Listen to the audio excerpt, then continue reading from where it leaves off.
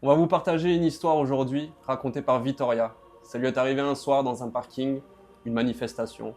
Je vous laisse avec elle. C'était une journée, tout ce qui est de plus classique. Je venais de finir le boulot, encore en retard. Donc on prend le tram, il est 8 h du soir, plein hiver, nuit noire. Et en sortie du tramway, j'arrive au parking où, comme tous les soirs, il n'y avait personne. Donc rien de bien extravagant. Sauf que ce jour-là, ça a pris une autre tournure. Je me dirige vers l'ascenseur, je dois monter au troisième, donc comme d'habitude. J'ai les écouteurs, ma musique dans les oreilles, enfin, rien de vraiment extraordinaire. Et je sais pas pourquoi, mais dans l'ascenseur, je me sens bizarre, je sens que c'est pas comme d'hab, c'est vraiment quelque chose de différent. Je sors de l'ascenseur, et là, je sais pas comment expliquer, mais je sais qu'il y a quelqu'un. Enfin, ouais, il y a quelqu'un, je suis pas toute seule. J'arrive au troisième étage, je sors de l'ascenseur et je sens vraiment que l'ambiance, elle est vraiment bizarre, c'est très pesant, très lourd. Je me sens vraiment pas seule et pourtant, en regardant, il n'y a personne. Mais je sais pas, c'est vraiment lourd, c'est presque malveillant à ce moment-là. Du coup, je me dis, ça doit être la fatigue. J'avance, je me dis, je vais à la voiture, ça va aller. J'ai toujours la musique dans les oreilles. Mais plus j'avance et plus je sens vraiment que ça va pas. Je regarde à droite, à gauche, je me dis, il y a peut-être quelqu'un qui sort de sa voiture. Rien, je suis vraiment toute seule. Et j'ai peut-être fait 10 mètres. Et là, franchement, c'est là que j'arrête la musique. J'enlève les écouteurs. Et là, je me retourne. Je remets les écouteurs dans le sac. Je me suis retournée. Et juste devant la porte de l'ascenseur dont je sortais, c'était là.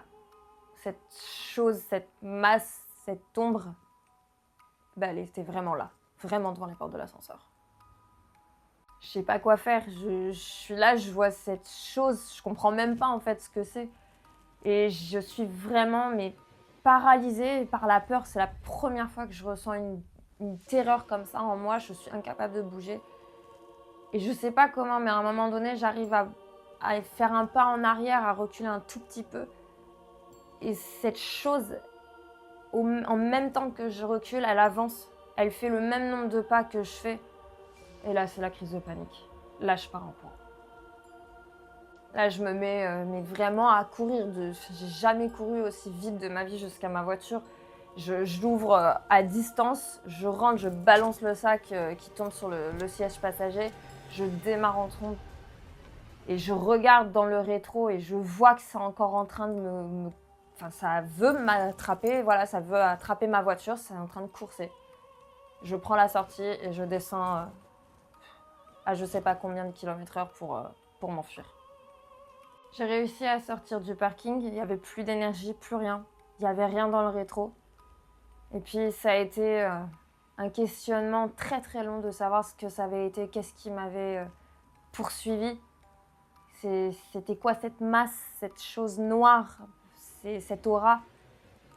Et puis c'est là, en 2025, que j'ai obtenu une réponse avec une séance Ouija, alors que je cherchais des réponses sur toute autre chose, à communiquer avec mon grand-père, que je me questionnais beaucoup sur la mort. C'est là qu'il m'a donné des réponses sur une question qui finalement me taraudait et qui m'a traumatisée pendant très très très très longtemps. Quand il m'a donné la réponse, j'ai pu enfin comprendre que cette aura, elle n'avait pas été là de manière bienveillante. Elle était là pour moi et j'avais réussi à lui échapper.